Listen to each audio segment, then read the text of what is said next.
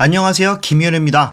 오늘은 유럽 챔피언스리그 8강 경기 아스날과 레알 마드리드의 경기 분석으로 준비했습니다. 아스날과 레알 마드리드의 경기는 제 생각과는 다르게 아스날이 큰 점수차로 승리했던 경기입니다. 아스날이 이길 것 같다는 생각은 들었지만 생각보다 레알의 화력이 무딘 검같이 밋밋하다는 느낌이 들었기 때문이죠. 결국 두 팀은 득점 과정을 만들어가는 포인트에서도 차이가 났지만 제 생각에 결정적으로 차이가 났던 포인트는 바로 수비입니다. 아스날의 수비는 굉장히 꼼꼼하면서 레알이 크로스를 많이 할 수밖에 없도록 만들었습니다. 하지만 레알은 꼼꼼하지 못했기 때문에 아스날이 공간마다 수적 우위와 선수의 프리함을 오히려 초래했죠. 그래서 오늘은 아스날이 어떤 식으로 경기 운영을 했고 레알의 수비 상황에서 문제점은 어떤 점이었는지를 짚어보겠습니다. 아스날이 후방에서 빌드업하는 상황과 동시에 레알이 전방에서 압박하는 상황부터 먼저 보겠습니다.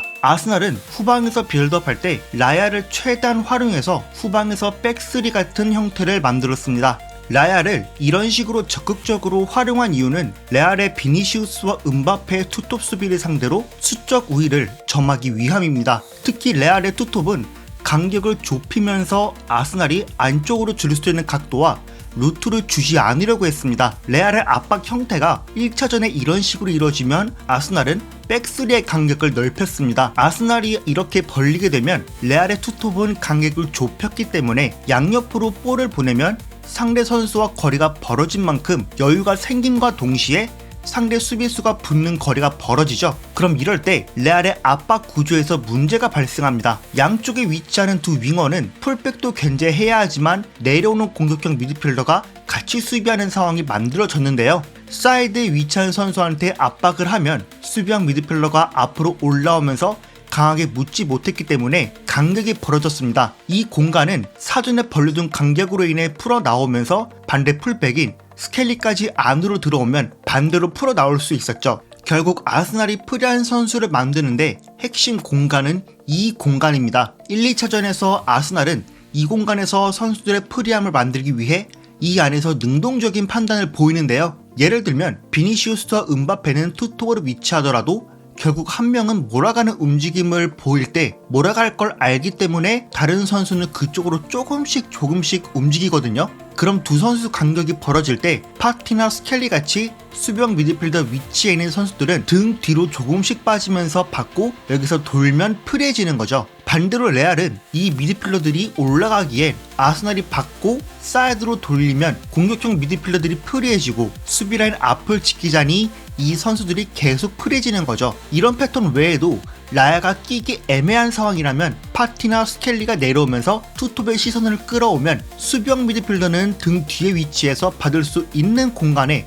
들어갈 수도 있었습니다. 아니면 이런 상황에서 내려가서 백스리에 꼈으니 옆에 있었던 선수들은 시선이 쏠린 걸 활용해 넓게 이동할 수 있었습니다. 이후 볼 받고 대각선으로 볼 넣어주거나 센터백이 프레진 상황에서 앞으로 던지라면 이 상황도 수적 우위 상황으로 활용할 수 있는 거죠. 이런 상황이 대표적으로 나온 경기가 1차전이면 2차전은 좀 달랐습니다. 이제 안첼로티도 안 거죠. 이 두 명을 투톱으로 두고 수비하면 간격이 벌어지면서 아스날에게 더 쉽게 주도권을 쥐어주게 된다는 것을요. 그래서 2차전은 카마빈가가 나오지 못한 영향도 있었겠지만 구성이 좀 바뀌었습니다. 비니시우스와 호드리구는 양쪽 윙어 자리로 돌아가고 음바페가 원톱으로 위치하며 벨링엄이 공격형 미드필더로 위치하는 4-2-3-1 형태였죠. 이 형태에서 레알은 앞에 위치하는 음바페가 압박의 방향을 어떻게 잡을지 큰 틀을 잡는 역할이었습니다.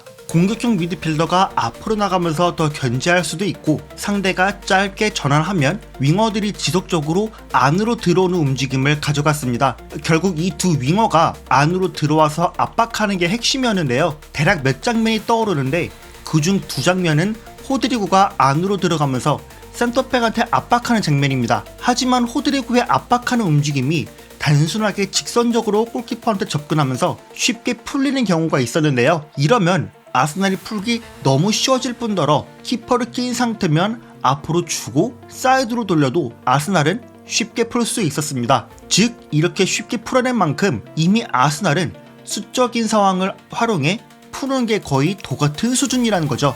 1차전 상황을 먼저 보면 라야가 가운데에 낀 상태에서 키위오레와 살리바가 양쪽에 위치했습니다. 그러면서 투톱은 간격을 좁히고 두 센터백은 간격을 넓게 벌리죠. 그럼 늘려도 상대 선수와 거리가 벌어질 텐데 투톱이 간격을 좁히면 간격이 더 벌어지죠. 센터백한테 볼이 들어오면 대각선으로도 들어갈 수 있는데 벨링엄이 윙어로서 풀백한테 압박하고 카마빈가는 외대골한테 그대로 쫓아가지만 거리가 멀죠. 때문에 받고 돌면서 반대로 연결이 가능한데 호드리고도 반대로 더 타이트하게 붙지 못했기 때문에 미끄러졌음에도 스켈리가 풀어나올 수 있는 상황이 생기는 거죠. 2차전 상황을 보면 전체적으로 레알의 압박 형태가 4-2-3-1 형태로 바뀌었죠. 비니시우스와 호드리고가 양쪽에 위치하고 벨링엄이 가운데 위치하는 형태로 음바페가 먼저 몰아가는 게 시작입니다. 이때 호드리고가 들어가면서 가운데로 몰아가면 라야가 낀 상태에서 센터백은 주고 밖으로 나오면서 윙어의 압박이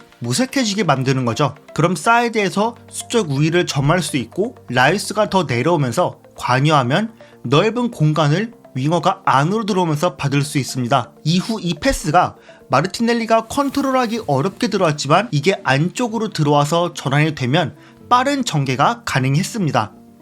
아스날이 미들서드까지 와도 레알의 수비는 꼼꼼한 편이 아니었습니다. 미들서드에서 스켈리가 안으로 들어오고 팀버가 센터백 자리에 위치하는 3-2-4-1 형태가 만들어졌는데요. 레알은 4-4-2 형태였죠. 이런 형태에서 아스날은 후방 라인에서 짧게 돌리는 상황들이 많았습니다.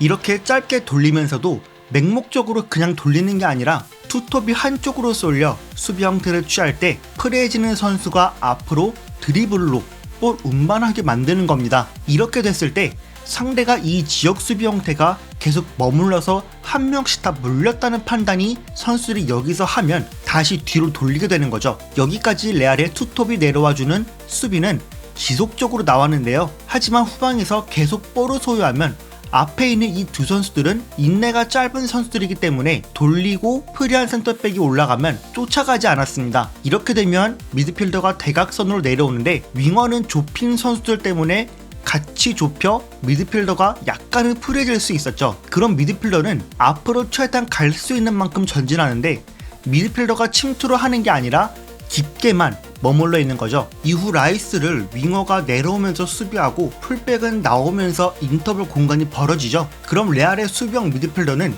이 공간을 커버하고 남은 센터백 2명과 반대 풀백은 박스 안에 있는 이 3명의 선수를 1대1로 막는 구도가 만들어집니다. 이럴 때 아스날이 가장 큰 기회를 만들 수 있는 상황인데요. 중원에 위치하던 스켈리가 사이드에서 윙어가 드리블할 때 높게 올라오는데 오버래핑이나 언더래핑 하기보다 최대한 앞선 라인과 가깝게 유지만 합니다. 그럼 윙어가 최대한 자기한테 더블 상황이 만들어지도록 유도하거나 라이스로 인해 레알의 수비 라인이 일자로 만들어지길 기다리는 거죠. 이런 상황이 만들어지면 다시 뒤로 주면 상대의 선수들의 몸 방향은 자연스럽게 앞을 바라보죠. 또 이 세 선수가 득점을 위해 있다 보면 라인이 딱 일자 라인은 안 될 가능성도 있습니다. 그래서 최근에는 이 수비수들이 박스에 불규칙하게 위치하는 게 아니라 최대한 조금씩 더 일자 라인으로 맞춰 오프사이드 라인을 더 올리려고 노력하는 최근 추세입니다. 다시 돌아와서 이 선수들한테 볼이 들어갈 때 메짤라 같은 선수들은 벌어진 쪽으로 볼을 받고 슈팅할 수 있는 기회까지 만들 수 있었던 겁니다. 만약에 이 상황 이후에 마무리 슈팅을 못했다면 밑에 위치했던 선수들이 더 올라와서 높게 위치하는 비니시우스와 음바페를 누를 준비를 하면서 쇼 카운터를 또 나갈 준비까지 하는 아스날입니다. 지금 상황을 보면 팀버가 사이드에 위치하고 외데고르가 어느 정도 내려온 상황에서 구도를 보면 1대1로 다 한 명씩 물려있는 상태죠. 이 상황도 잘 보면 볼이 사이드에 위치할 때 풀백이 사이드로 나가면 풀백과 센터백 사이가 벌어졌죠. 이 수비라인 형태가 잘못되었다는 걸 말하는 게 아니라 이렇게 벌려두면 최대한 두 윙어가 깊게 내려오지 않기 위한 점도 있었을 겁니다. 지금 이 상태에서는 막혔으니 다시 내려가서 상대가 더 올라오도록 유도하는데요. 반대로 돌리려 하면 라이스는 좌측 하프 스페이스 위치에다가 내려와서 볼을 받으려 하고 호드리구의 위치를 보면 호드리구가 스켈리한테 붙었다가 라이스한테 나가는 움직임이 나올 수밖에 없는 거죠. 그럼 라이스는 앞으로 볼을 몰고 올라가고 아예 침투하는 게 아니라 호드리구를 데리고 내렸죠. 그럼 이 공간을 미드필더가 커버하고 벨링엄이 조금 높게 위치만 하고 반대까지 와준다든지 그런 움직임이 없다 보니 1선과 2선 사이 공간이